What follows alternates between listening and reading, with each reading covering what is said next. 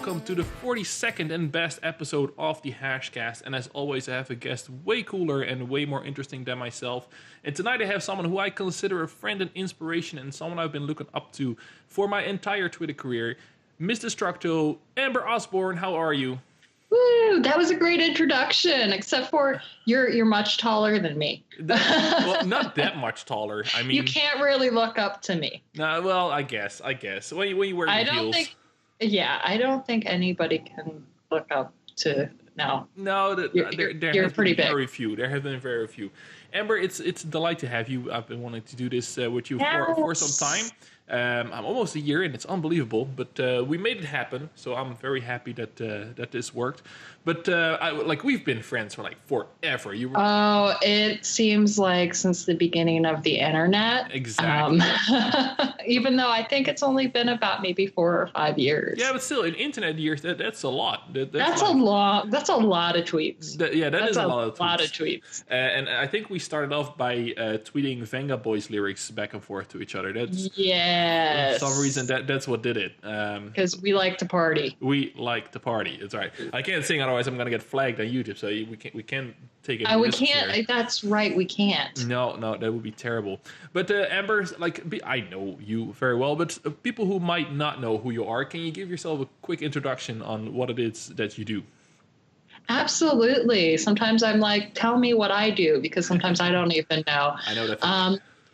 So currently I am the CMO, Chief Marketing Officer at a company called Doghead Simulations. Mm-hmm. We're based here in Seattle, Washington, and we have some offices across the world in Orlando, Florida, Brazil, other places. But what we do is we make business meeting software and education software, but in VR. Mm-hmm. So you can have your business meetings, your classrooms, in virtual reality.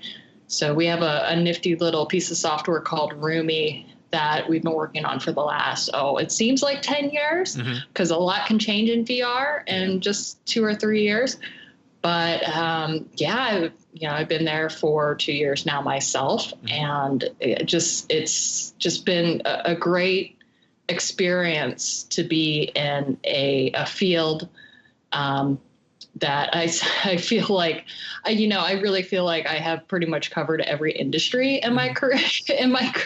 And we're gonna dig into all of that later. Yeah, we're gonna. You guys have quite an adventure going to go on and be like, really? Yeah.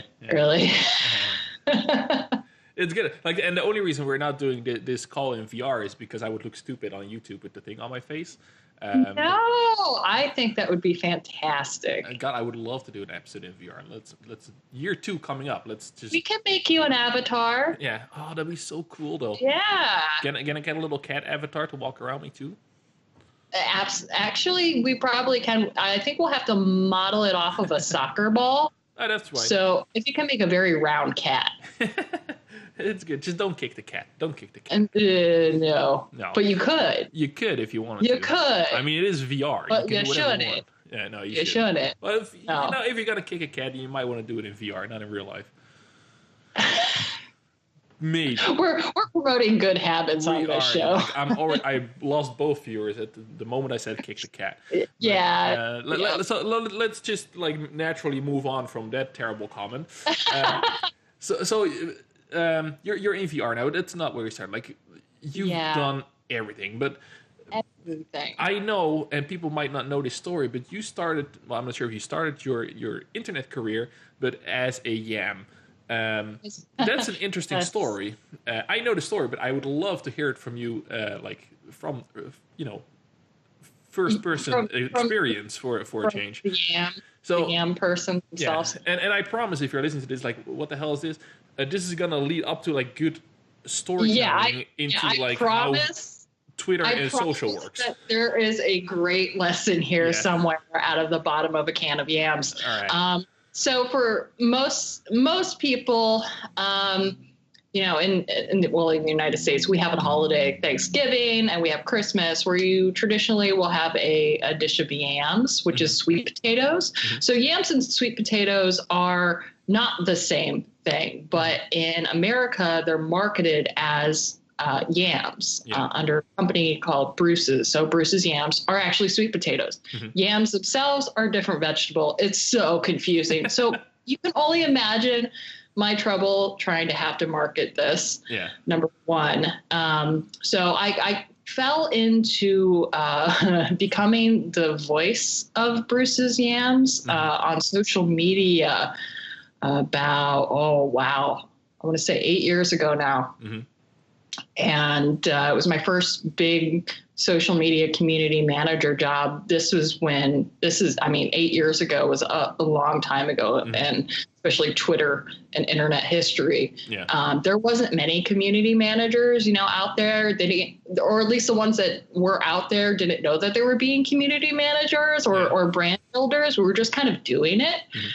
And I had a fan base that I was slowly growing under being a content creator, a blogger at the time under the Miss Destructo moniker. It's Sunday. It is Sunday. My brain's done.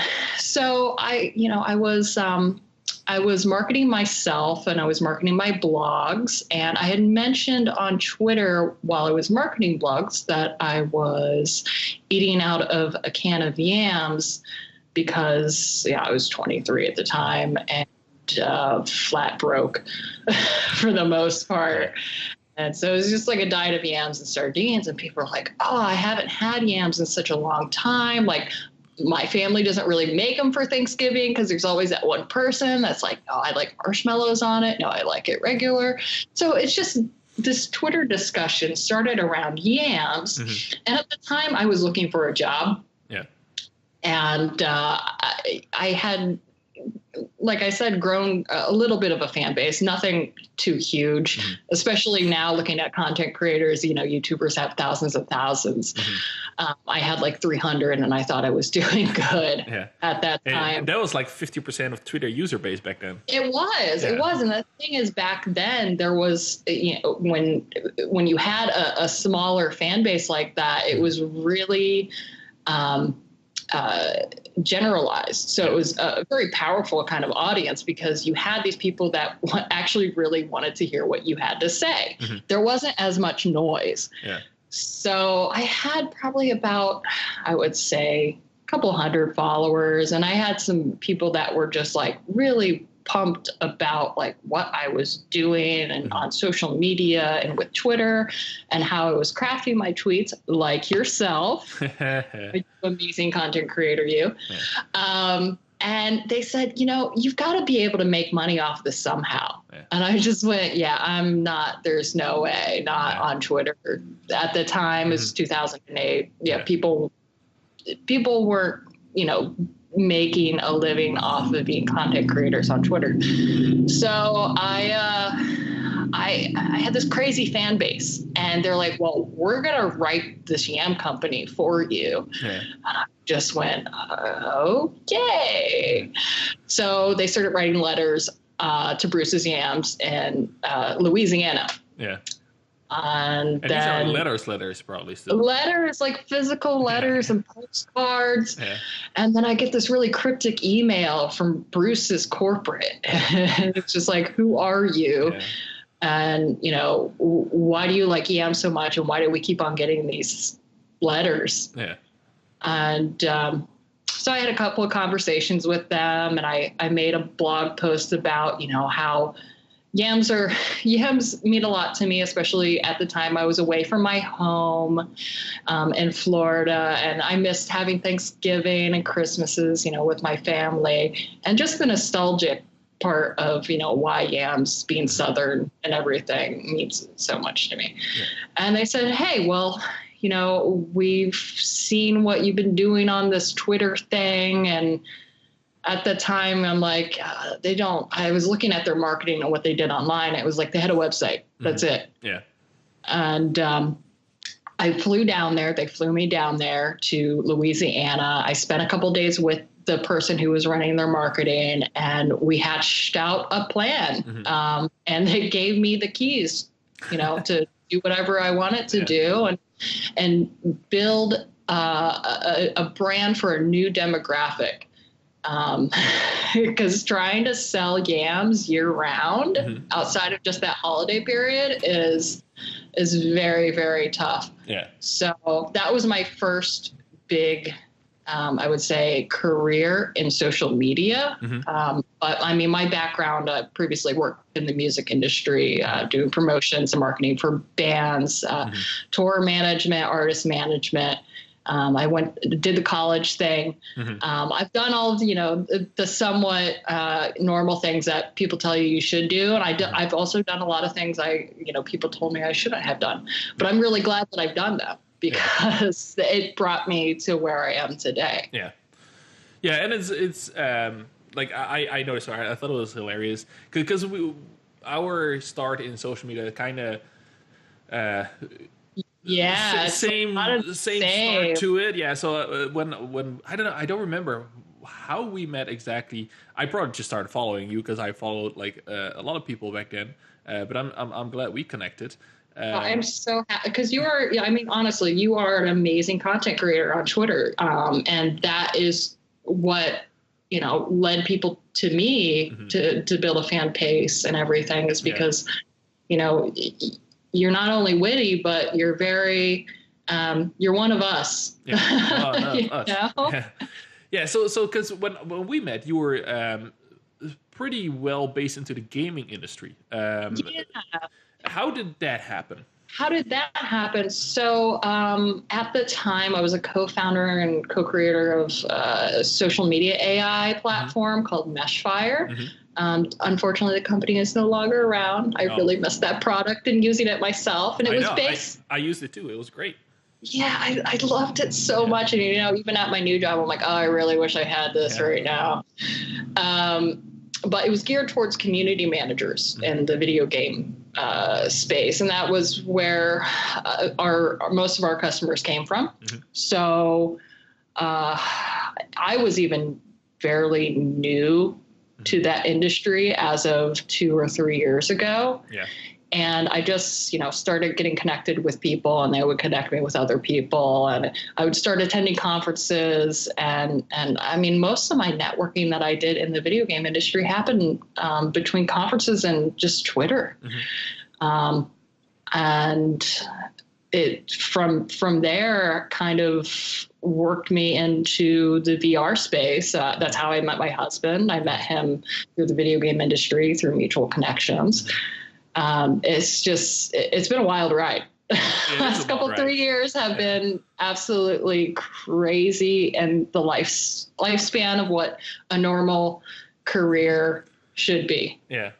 I've never had a normal career, though. I can tell you that. Yeah, but that's what makes you such an interesting character to talk to, because you have succeeded in so many different things. Because, like I said, when I met you, you were in the gaming space, and when I put my foot in there, like, everybody knew you. Everybody knew who you were, and you knew everybody. And that was just from a product. But your skill in networking, and especially the social part of it, like on social media, is just so strong. Your game is so strong. That I immediately was like, okay, this Amber Osborne character, like, she's amazing. I gotta take a note or two. But where does that come from? Like, you're such a hit, social media wise. You've built brands off of social media. What is it about you that you think, like, this is the part where you can brag about yourself, I guess. But what makes you so effective? This is the hardest part. Yeah, this I know. Is so tough. This is like when you do a job interview and they're like, what are your weaknesses? Yeah. What are your strengths? I would have to say, I always have to go back to the story that my dad likes to tell people. Growing up in a small town, with a very limited resources and a very limited social circle, you could only meet so many people. Yeah. I was one of those kids that always read, and I love to be creative and imagine these worlds outside of just this little small town. And I fell in love with New York City for some reason. Like, I always wanted to go to New York City for so many different reasons. And I felt at that time, I was trapped in this small town, and there was just so much more to do out there. So when I was able to get the platforms like Twitter and like blogging and even the internet, so I could connect with other people, I really found my gift and my talent, because my dad always said that even in a little small town, he always felt like I knew everybody, even when I was a kid. I would go and meet my neighbors and kids and be really social,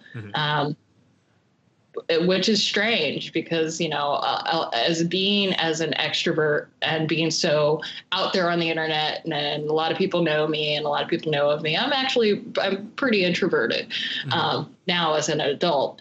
Yeah. So I really think the secret sauce of what I do is just two things. I think it's relating to people. It's relating to people and their experiences. So empathy too, a lot of empathy, and and just having that weird sense of comedic timing too. And what I mean by that is not only by crafting content, is just comedic timing in life when things happen, and just being in the right place at the right moment, and knowing the right people too. I think too has helped, because I think the more that you help people and life, just in general, like it really does come back to you, and those people be like, hey, I remember that time that you helped me out. Some people don't exactly figure that out too well. No. But, at the same time, I think it's just, it's getting out there and being a positive person when there's a lot of negativity in the world. I mean, that doesn't mean that, oh man, I've had a life. I've had not the greatest life. No. But, I want to make people that have been in those situations or have come from shortcomings know that they can do it, they can do it. And it's really cool now that we have the platforms like Twitter and like the internet and everything to connect and be able to find those other people, maybe when you don't have a voice anywhere else. Yeah. Like everything you said is 100% true. However, there is still a difference between being good at what you do, and then there is you who gets like listed every single year in like most influential CMO, most influential. I still know, yeah. I you take it to the next level, but I know why, because you're. Like, I have imposter syndrome. Yeah. Like. Oh man, it's so bad. It's so bad. I think me and my CEO, Matt, we've talked about this before, because he's like, you have such a cool life story. Like you should write a book. And like, he talks me up so much to people. And I just am like, wow, I have done a lot, but still I don't feel like that's, it's not, it's an accomplishment, but I still don't feel like it's me who's accomplished all of that. No. And I don't know why. Well, I don't know why. I know, but I do know you're like one of the coolest people I know personally. Because I really appreciate that. Well, it's just funny to me when we were just barely new friends that I'm tweeting with you back and forth, and then on another thread you're tweeting with like Nathan Fillion and Sir Mix-a-Lot. I'm like, hey, I have mutual friends with this person. This is amazing. It's the thing is, I think a lot of people set up boundaries for themselves. They set up boundaries where they think like, I could never do this, or I can never meet that kind of person, or I could never, because they section themselves off. They say, nope, I can't go any further than what I'm limited to. And I've always been that person that has, just taken the extra time and went the extra mile in every direction except for the direction that people are telling me to go to. So I think that's why I've never kind of like followed the path of having, a corporate job or doing the normal things, because when everybody's been running in one direction, I always usually run the other way. And I think that's how many opportunities and everything have dropped in my lap. Yeah. Well, that definitely paid off. Like I've been like putting up there all this time because, like I said, when I first met you, you were one of the most welcoming and friendly people to a stranger, because I was back then pretty much still a stranger trying to make my way through this whole gaming industry. And you were there, and you're like, this is my friend Wout, and like introducing me to people. You didn't have to do that, obviously.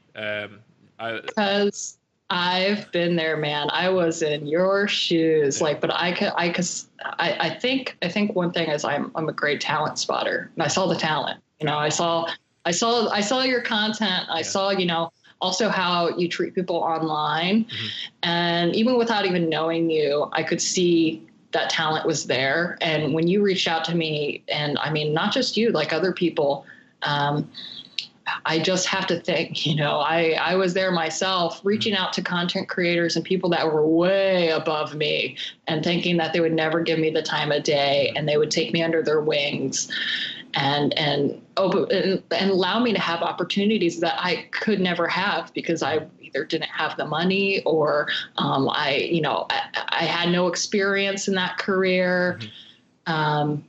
And that's what was a huge game changer for myself. So if there's any opportunities that I see that I can help, I can truly help somebody, I will. I think a lot of people, though, are like, how do you set up, those boundaries and say no? Because after a while, it's just like, you get so bombarded with like requests from everybody, hey, can you help me? Hey, can you help me? Yeah. I think it reminds me of, what was it? Bruce Almighty, when he gets the God power all the emails.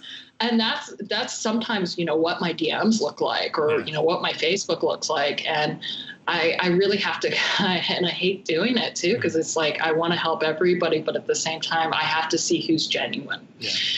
And, I could just see that and, your requests and as well as, just knowing you online and just seeing, how you interact with people. And I mean, I think you've made like all the community laugh many times during times that, was pretty hard. Yeah. Not just for, the video game industry, but just for the world in general.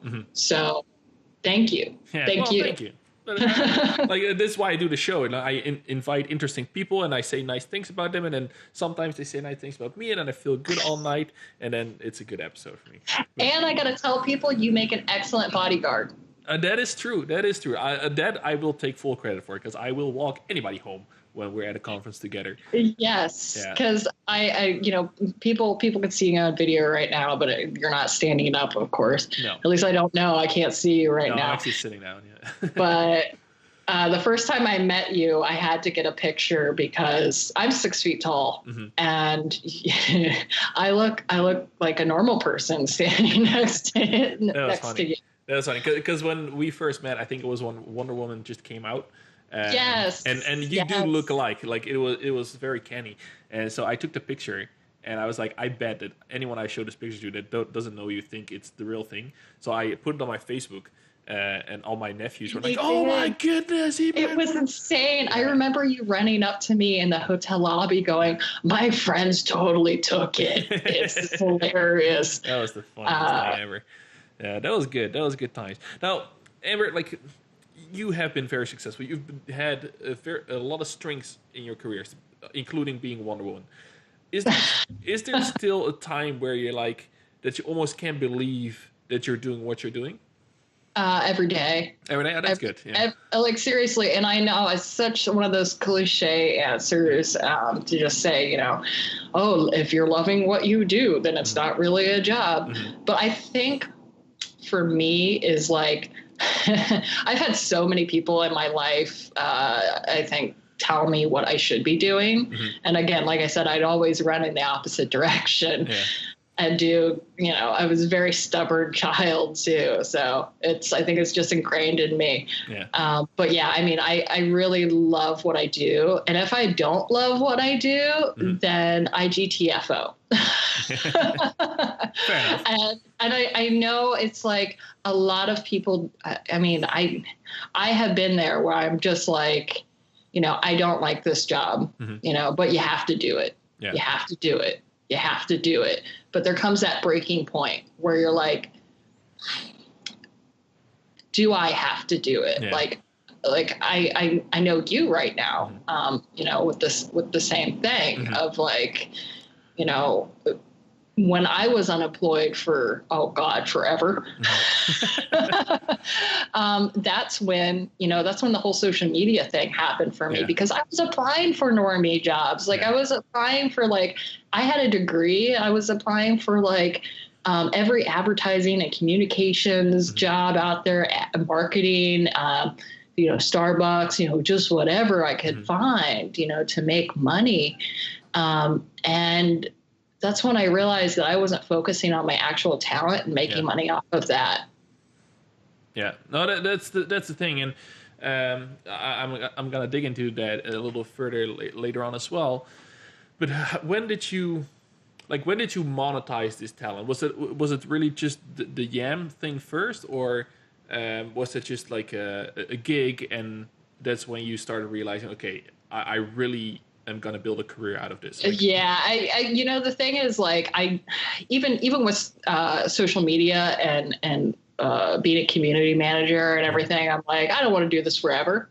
But I knew that I also wanted to hone my craft at, learning how social media works and learning how people on social media work.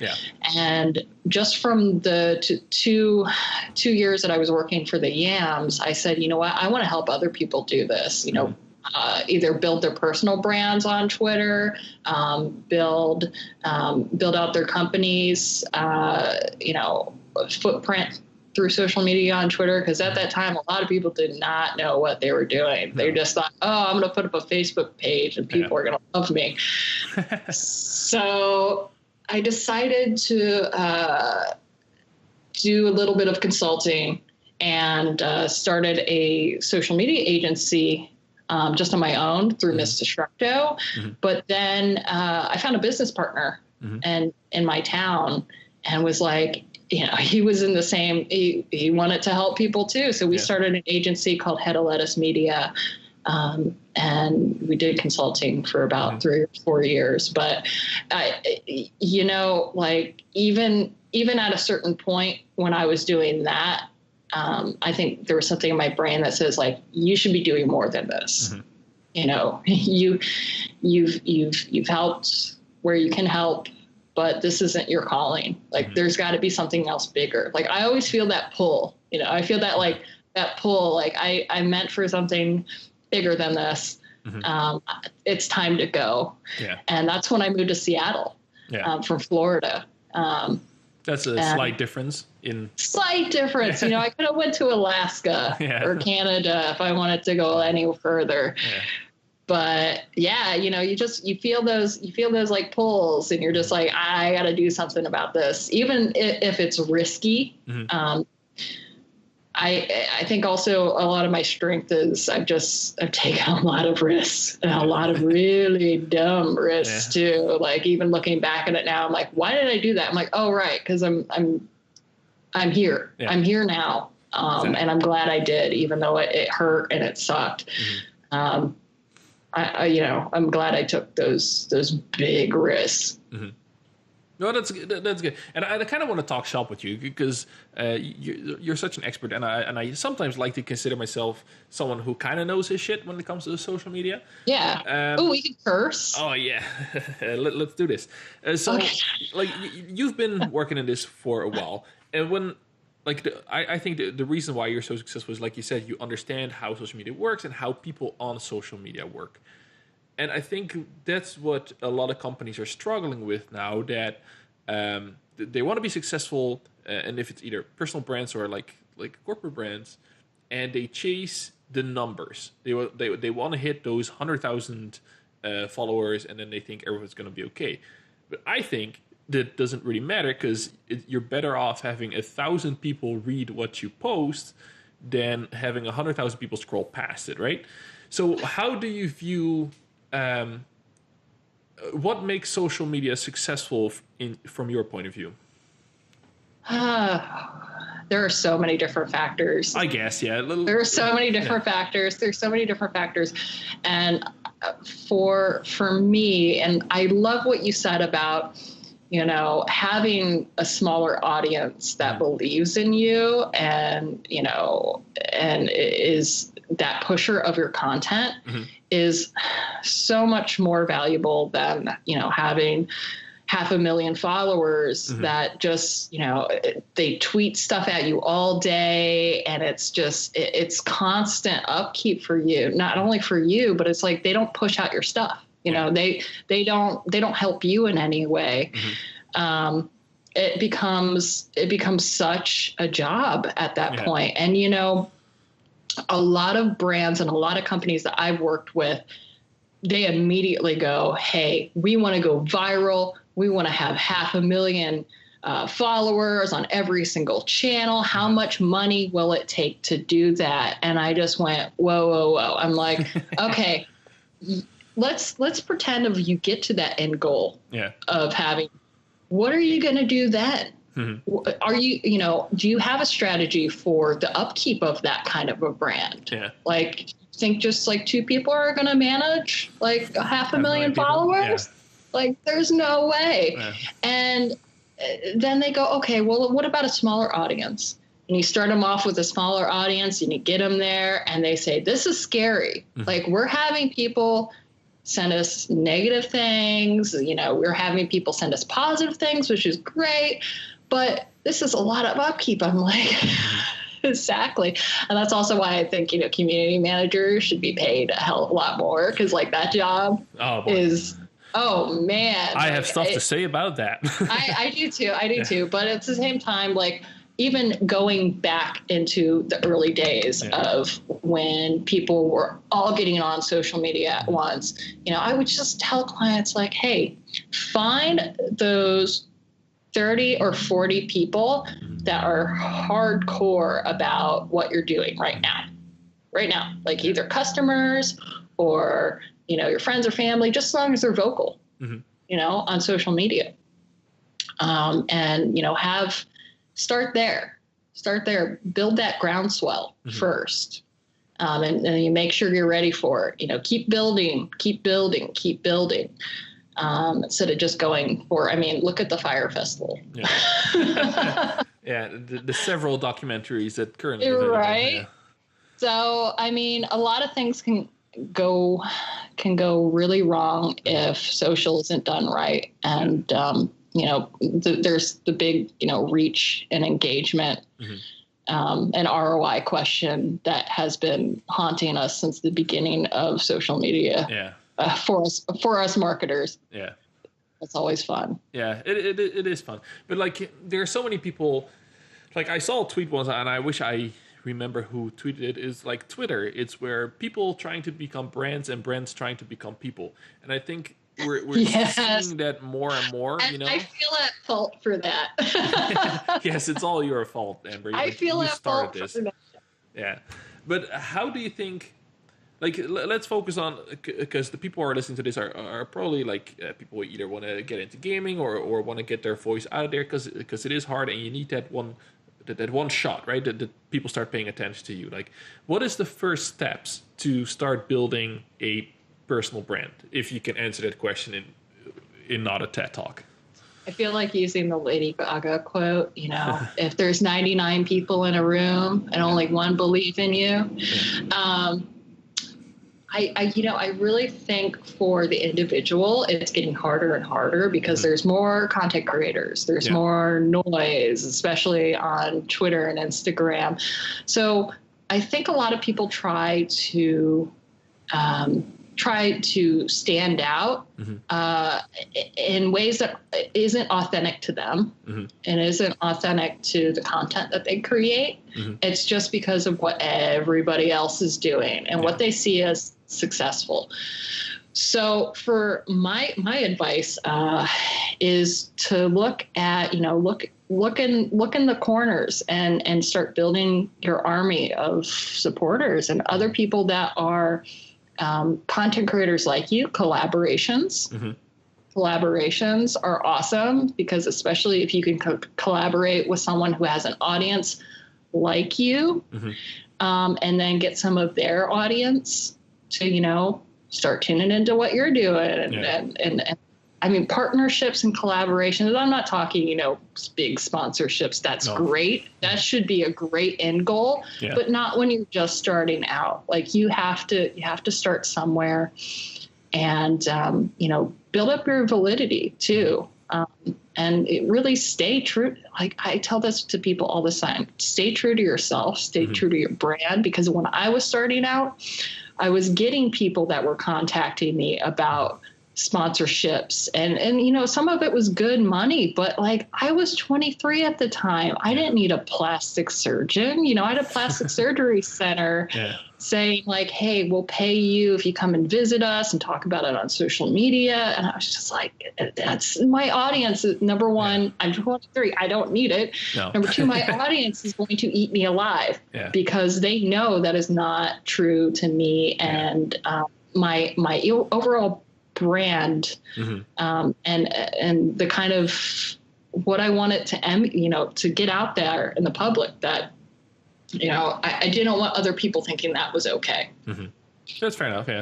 But that's interesting because it is tough. I always say that I had my lucky shot by impersonating someone else's cat online that kind of took off.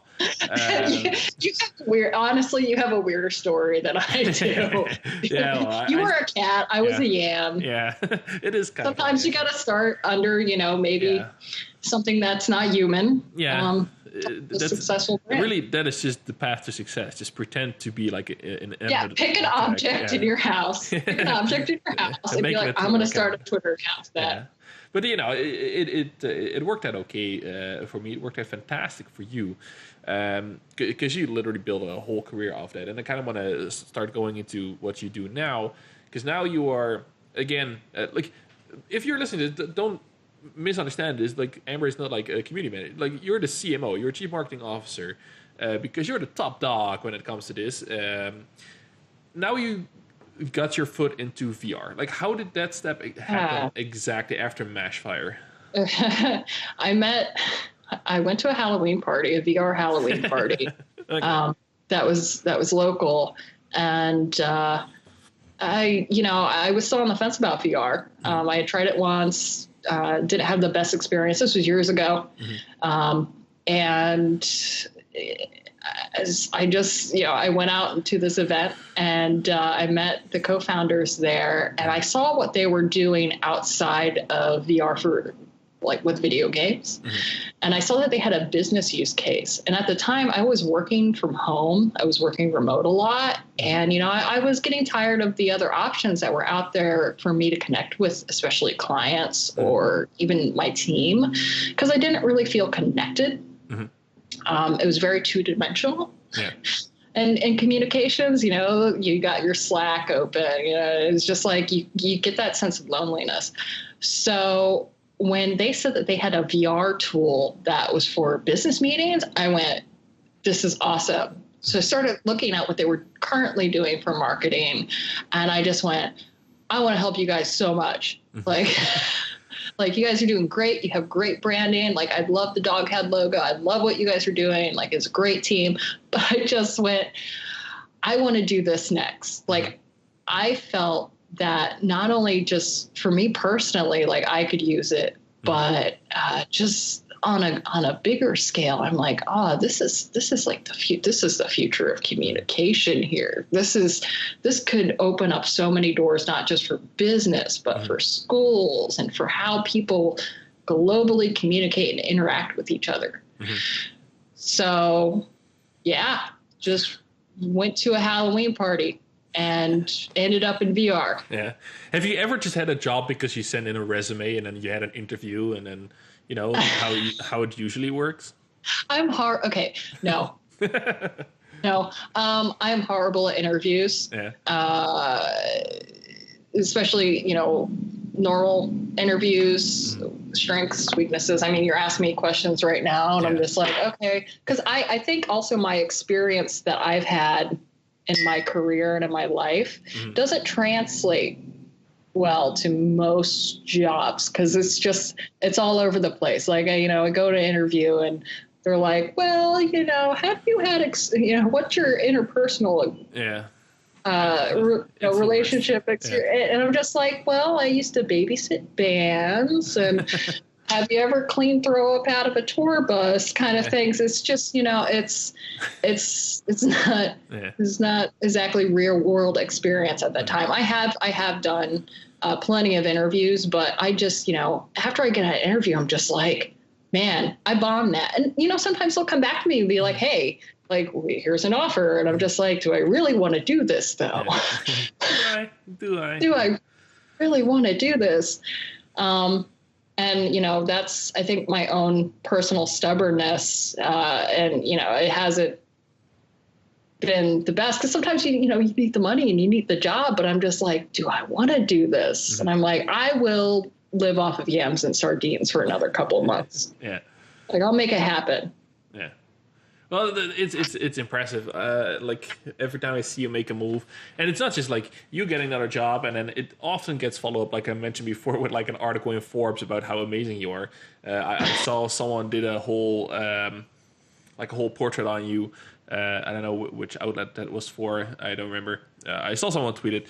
Yes, that was a couple of weeks ago. Yeah, like it's like I said, you don't do anything just for doing. Like when you do something, it seems to explode into success.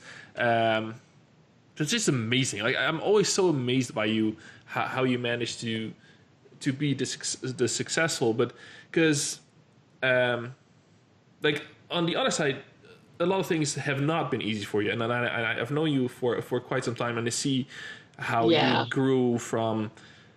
Like how much happier you are now than when maybe we first met you.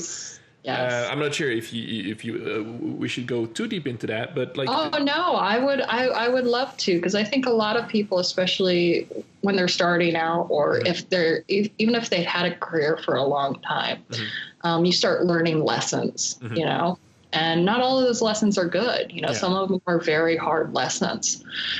And, a couple of years ago, I'd say 3 or 4 years ago, I was going through a lot of lessons at once. Yeah. And in a very short period of time. And I was not happy. I wasn't happy with a lot of things in my life, so many different facets. And I finally learned to say no, I think. And I finally learned to say, hey, what do you need, Amber? Like, what do you need in life? Instead of trying to help everybody else and try to fix everybody else's problems, I just, said like, hey, it's me time. And it led me to so many things. I'm much, much happier as a person today, but at the same time, I'm not exactly.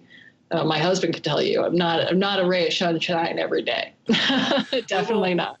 Well, but that's what I appreciate about you, and because like I've been saying, you're great, you're successful, but what I also see you do is when you struggle, you are open about it, and I think that helps for a lot of people who might be going through the same thing.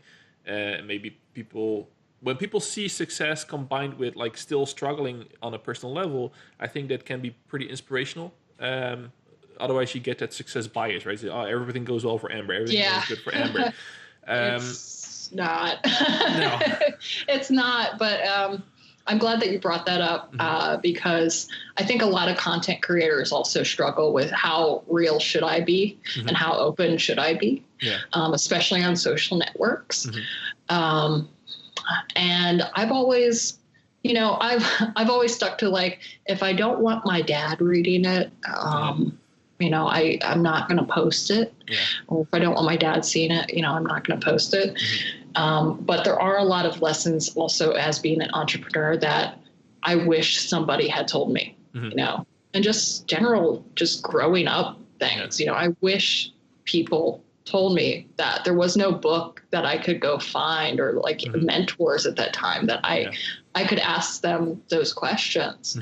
So creating content that solves problems, maybe solves some of the problems that you've been through in life. I've always been interested in sharing that facet, even when it has been, a little extremely open, and, I hit that send button and I'm just sitting there, I'm shaking, I'm crying and shaking because I'm just like, man, I don't know how this is going to go. Mm-hmm. I don't know what people are going to respond. Yeah. So yeah, I just, especially nowadays, with so much going on with, the Me Too movement and so many people being more open and sharing their experiences and stories, the harder ones. It's a tough thing, but just when I get somebody who's like, holy crap, like that is what I'm going through right now. Like, wow, like I can make it through this. I'm going to be okay. Thank you. Yeah. That keeps me going too. Yeah. And I think it's so important that you did, because even recently it was because you and someone else spoke up that we as a community were able to solve a very specific problem in our community. Right. And I think it's just admirable that it wasn't. It's not easy. No, exactly. It's not easy. There's consequences to that, and it's just a terrible place. Like, I can't even imagine, like, I'm, the most privileged person of our groups. I just, I have to put myself in both sides' shoes. Like, is this person okay? Should I reach out to them? Should I make sure they're okay? Yeah. Or is this something that needs to be addressed? Yeah. I think jumping and reacting to something immediately is never been something that I'm one of those, I'm a planner. Ask my husband about that. I'm a planner. I plan out everything. Yeah. So for me to jump and react so quickly to something, it's, I feel that, in my stomach, like something's got to be done about this. Yeah. Well, I think it paid off, and because you don't know how many women or girls after you would have not known about some stuff. So I just wanted to say that on the record that I admire that kind of courage to come out with stuff like that. And I think those are the moments where you see who your true friends are, because when you have so many connections as you do, it must be hard to juggle. Like you said, well, I think you're very good at picking out the genuine ones, but I thought I was. Yeah, I guess. I think everybody runs into that in their lives sometimes. You're like, man, like, did not see that one coming, Yeah, so it is tough, and you can't keep track of everybody, right? Because and people grow. I mean, people make mistakes, and people grow themselves, and it's so hard, especially in different industries, of keeping up connections. And keeping up connections is good, because you could do one thing and it piss somebody off, and then it's just like it spirals out of control from there, and you're just like, can somebody tell me what I did? Yeah. So I think it's just it's a growing experience, and it's a learning experience for anybody in any type of industry, that you will go through times where you're like, I don't even know who my friends are anymore, or I don't even know who I am anymore, because so many people have told you what you are. Yeah, so. That's fair enough. Like, and I think people listening and just people who know you in general, like I said, for me, you've had this like friendship, but also a mentor role.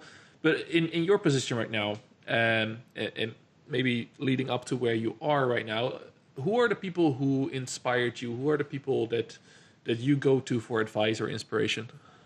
Oh God, my dog. Queen. My dog. Yeah.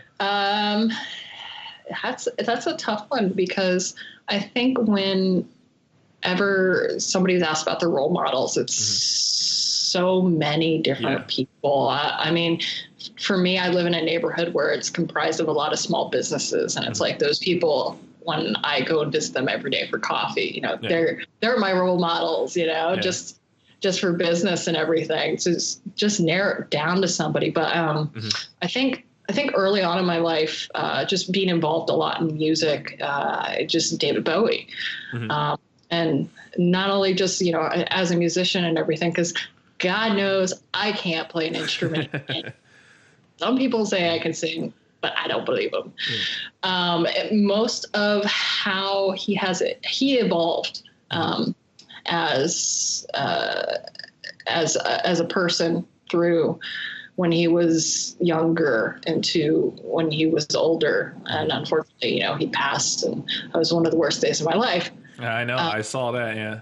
That hit a lot of people real hard. Yeah. Cause I think for in his case, he meant a lot more than just his music to people. And also, I always have to look at the stories that people have told about him, especially after he passed. Yeah. It just his sense of being and his sense of how he treated other people in his life. It's always kind of kept me grounded. Yeah. At times where I haven't felt so grounded because, again, a lot of people are, you're so successful. How do you do this? Yeah. And I'm like, I'm grabbing for straws right now. Yeah. So yeah, I think he's been a huge influence in my life. Also, I think aesthetically too, because if you Google search me, I've been through a lot of different phases in my life, a lot of different haircuts. Yeah, I was about to bring up a lot of different haircuts. Yeah, a lot of different versions of Miss Destructo. I think I'm in Miss Destructo like 8.0 times 5 billion at this point. But no, I think for me, again, role models of just people in my industry that I've seen that just every day, I can see their growth. I can see them become more of the person that they, kind of like me, more of the person that they are meant to be. Yeah. And, there's some people in our industry. Jackie Collins is one of them. I think she's an amazingly strong person. Jackie's phenomenal. Yeah. Not only for, women, but just she keeps it really real. And you don't get a lot of that anymore. And she also, posts some pretty vulnerable stuff, which I think is awesome because, it's not all sunshine and rainbows for us. No. I'm going to have Jackie on the show one day. Yes. When she gets approved by her boss. Oh, that's true. Yeah. That's true. But yeah, I mean, and also, there's quite a few women in the VR industry and everything that I've really been like, okay, this is awesome. Like this is a great industry for women to be in the VR industry. But yeah, David Bowie and Jackie Collins. That's I'm gonna tweet this later, and she's gonna really, yeah, she's gonna lose it. But I mean, I'm just out of all the people that I've known, just in the video game industry, I think she really stands out. And there's a few other that every day I just root for, because I've been there too. Yeah. I've been there too. I'm still going through it. Yeah. So it's just it's a weird thing to have mentors too. I ask people so many questions on a daily basis. I just learn from everybody. Yeah. Well, that's interesting because I always wonder what is the next step up, right? When you're Amber Osborne, what's next? And it kind of leads me into the next interview question that you always get on normal interviews, Amber. Not that you know many of those, but what is the Amber is going to look like 5 years from now? Not haircut wise, of course. I was going to say, who knows? Yeah, Might be bald by that point. You never know. I kind of want to put this into it because otherwise you're going to cheat out of it by saying, I'm going to be even cooler. But so from a professional standpoint, what is your 5-year pipe dream from here on? To hopefully still be in the VR industry. Yeah. Come on, just need to stay in an industry for more than a couple of years. Yeah. But my 5-year plan is to. Wow, I hate these questions. I know, that's why I asked it. I hate these questions, the self-reflective questions and the long-term goal just are a little difficult. I plan on sleeping more. Yeah. That would be one thing. Mm-hmm. But I think for me, it's, I want to take care of some of those big accomplishments that I've always wanted to do, write a book. Yeah. Everybody tells me I should write a book. I would read it so hard. Me too, because please, like, tell me more about my life that I don't know. But I want to write a book, and I definitely want to also, I would say, take more time on building out relationships that I have. Because again, when you're in so many industries, you know so many people, and it's like you just want to focus a little bit more. On, you know, those people that are doing really cool things. So I think building relationships, focusing on more on relationships, and writing a book, because it's going to take me 3 to 4 years to write a book. That's not bad. Like 2019, the Amber Osborne story to 2022. I think there's something to look forward to for all of us. Yeah, it's been a 10-year plan for to write a book, but I think I'm ready for it, because I think I'm at that point where it's like, oh, that's pretty cool. We kind of like blended into like a personal goals, because like writing books, personal but also kind of career wise. Anything you want to do from a personal perspective? It's, outside of personal, it's like in career, like again, like I want to stay in the VR industry, because I believe that there are so many uses for virtual reality outside of just video games that we're just scratching the surface of. And it's helping people. It's changing how things are done. I do it every day. I have business meetings in VR every day, and it's changed my life. So I think VR, the games in VR is going to be like bottom tier of what it's going to do. Yeah, it's not going to be games first. Like, it started off as games first, but I think there's much more of a market that we're just seeing come to life right now. Yeah, I think tourism, like that's always been my prediction, that tourism is going to be the greatest thing for VR, especially if we're like, if you want to talk green, like. If they make it good enough that you don't have to get on a plane to see some stuff that you otherwise would not see, like it's not the same thing, but like, I'm kind of that person who doesn't want to see people walk around with VR headsets. No, but I mean, like, imagine going to the pyramids, but from your living room. But it's good. We enough. already do. Yeah, like, I mean, it just the quality and that I'm seeing every year of the experiences that people are able to have in VR, it astounds me. Just every single year, it just gets better and better. The headsets get better, the experiences get better. We currently have a class at Harvard that is, they're doing that tourism. They're taking virtual field trips to places that they're going to visit in real life, so that they can learn before they go to the dig sites and stuff in Egypt, in virtual reality, and have a class inside of a pyramid, that they're about to visit. That is pretty cool. I mean, I think tourism, education, training's a big one.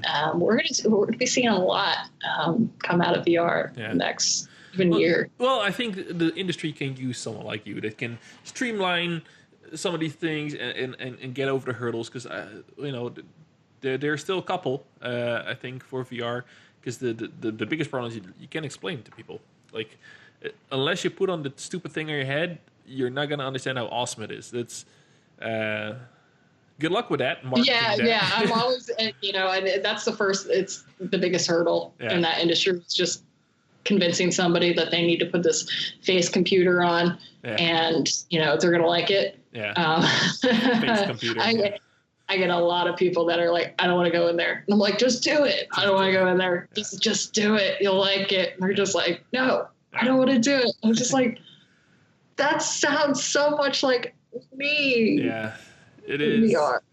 But I think the industry is in good hands with you. With you there. No, thank you. That's pretty well, Amber. It's been like.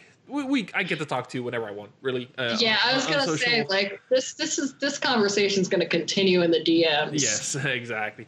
But for people who want to get more Amber in their lives, and I recommend it to anybody, where can they find you, and where should they find you? all over the interwebs. Just sorry for the Google image search. But they can find me on Twitter under Miss Destructo. Mm-hmm. So MISDESTRUCTO. Miss Destructo. I need to, where does this name come from? Because I have never asked you this question. Which version do you want of this story? The one that gets me the most clicks, if it's as clickbaity as you possibly can. Yeah, I was going to say, you want the non-safe for work one or the one that I tell to high school kids? Well, like, this is the internet, but I don't think your dad is going to listen, so hit me with your best stuff. He might. He has a smartphone now. Oh, boy. Yeah, he's 78. Wow. It's the scariest thing, but it's awesome. It is pretty awesome. It's awesome. But so the Miss Destructo thing. Oh boy. So I'll keep it somewhat PG-13. So right usually, on the buzzer too, right? Like we're closing up, and then bam, here comes the story. Here comes the story. Here comes the real Amber. So PG-13 version is like when I was blogging, I used it as a moniker because that used to, be my gaming handle, and my internet chat handle back in the day was Destructo Girl, and then it became Miss Destructo. Yeah. And it was about destroying stereotypes because at the time I had bright blue hair and I was a young woman in business. But really the story is where I got that nickname is from when I was working with bands and doing a few tours and stuff like that. I would be a partial roadie sometimes, helping out, the roadies load in equipment and everything like that. And I would break crap a lot. Yeah. A lot. Because if you got that clip of me running my elbow into the desk, slightly clumsy. So I got the nickname from there. Mm-hmm. That's the easier story of how I got that nickname. I'll tell you the other one someday. Yeah, we'll have we'll meet up in some lobby again and hang out for a couple hours and get the good stuff out when we're not recording. I'm sure you can find it on the internet somewhere because I've told it a billion times. Yeah, okay. Well, if you must know, Google Miss Destructo and just Google me. You can find me at dogheadsimulations.com and then missdestructo.com. All right, awesome. And is there anything, like I always end on podcast and shill, is there anything you want to shill for, anything you want to throw out there, promote, or whatever we should pay attention to? It doesn't have to be yourself. You can promote whatever you want. Yeah, no, hire Wout. Oh, yes, you should. And also hire Wout. Hire John Sylvester. Yes. Because he's also John Sylvester. He's also one of my role models. Yes, that guy is the best guy. Yeah.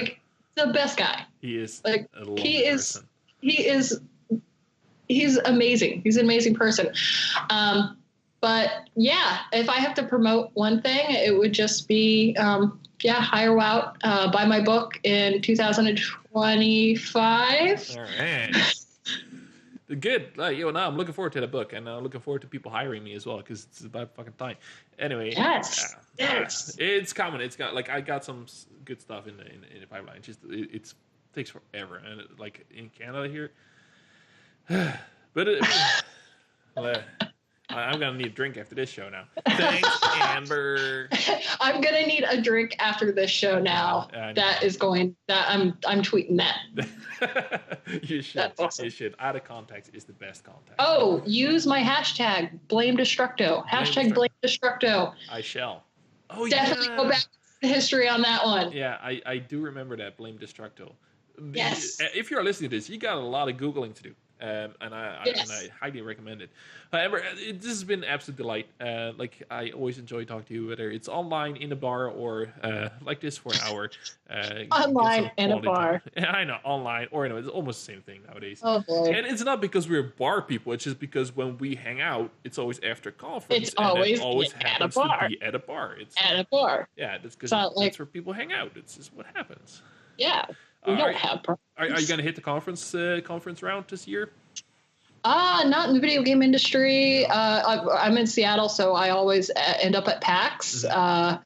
But I'm doing Adobe Summit in Las Vegas, and then I'm going to Portugal for Horasis Global Summit, which is like a World Economic Forum. Again, I have no idea why they invited me, but I am so happy to be going. Aren't you like hosting the Adobe Summit or something like that, or are you speaking? I'm not. I'll be doing something there. I'm going as a Adobe insider. Okay. So they graciously invited me out to be covering the summit on the socials. Cool.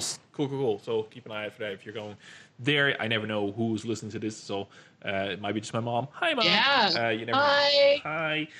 No, that's great, Amber. Like I said in the beginning, and I mean that I've always considered you a friend and inspiration to what I do every day. And I don't think I could do what I do today if it wasn't for you taking me under your wing and giving me the support when I needed it the most. So thank you for that, and thank you for doing everything you do, whether it's professional or showing people that you can be successful and struggle and you're gonna make me cry. Hey, that's the goal. That's always the goal. Get those tears at the end of the show. But maybe it's mine this time. I don't know. I just think you're a wonderful person, and thanks so much for coming on the show. And if you're still listening, me rambling at the end of the show, I'm sorry. It's good. It's my brand. Thanks so much for tuning in. We'll be back again next week with another interesting guest, and you can find us anywhere you want. I am the Hashtagonist. This is my show. You already found me, so good luck with that, and catch you next episode as well. And thank you so much for listening. Bye-bye.